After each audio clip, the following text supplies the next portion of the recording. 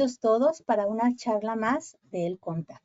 Vamos a hablar el día de hoy de la contratación de trabajadores en el extranjero, tanto de mexicanos que tienen que hacer alguna actividad en el extranjero, como de extranjeros que vienen a nuestro país. Esta situación de la migración, que pues nos hace ir a muchísimos lugares y recibir muchísimas personas, está sujeto a muchas leyes. Aquí es un punto muy importante de inicio. Cuando nosotros hablamos de personas mexicanas, sobre todo vamos a meternos un poquito al término también fiscal, residentes en México, pues puede ser que el trabajo se lleve a cabo en forma subordinada. Pero cuando hablamos de personas que son transitorias en el país, normalmente los trabajos son de tipo eventual.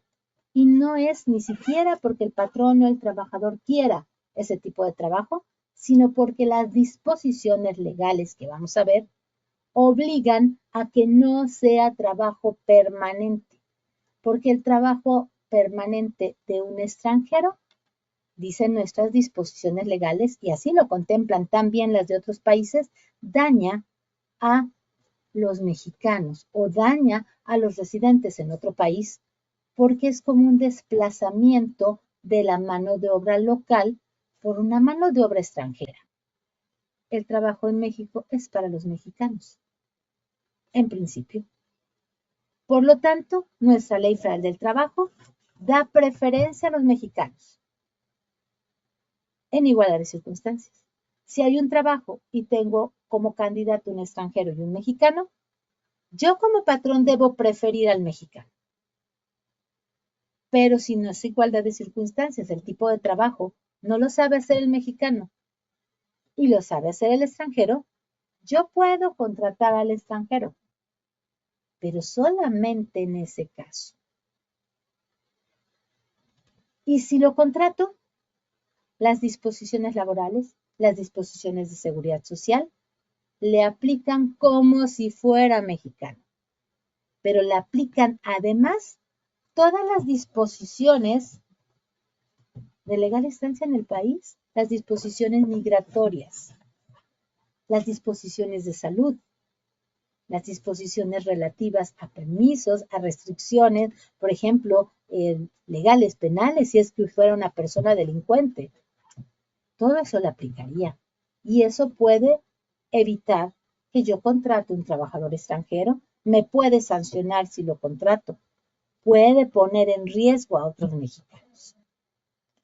Entonces, estos trabajadores extranjeros, si son egoístas y no quieren transmitir sus conocimientos, no deberían de estar contratados en México, porque una obligación prioritaria de los trabajadores extranjeros cuando llegan a laborar en México es que se le enseñe a los mexicanos. Y miren qué interesante, la ley laboral dice, por ningún motivo puedes contratar médicos que no sean mexicanos. Caray, creo que de pronto nuestro presidente no lo supo y ha metido un montón de médicos extranjeros.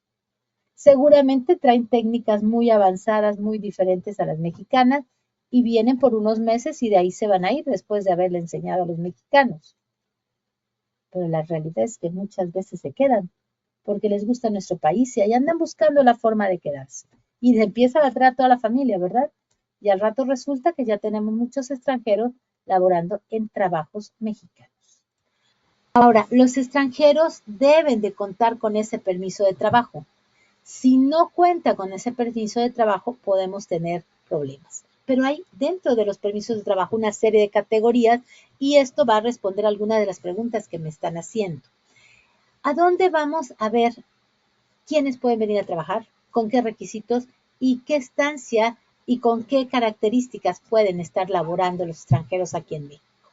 Para eso nos tenemos que ir a los lineamientos que les puse, que se publicaron en el Diario Oficial de la Federación en 2012, y por ahí del artículo 60 de esos lineamientos nos dicen las reglas del juego y las características para que estos extranjeros puedan tener un permiso de trabajo, es decir, trabajen legalmente como subordinados en México. Hay varias categorías. ¿Qué categorías? Aquí estamos enunciándoles 4, 5 diferentes. De entrada, la primera es residente temporal cuando se adquiera por oferta de empleo.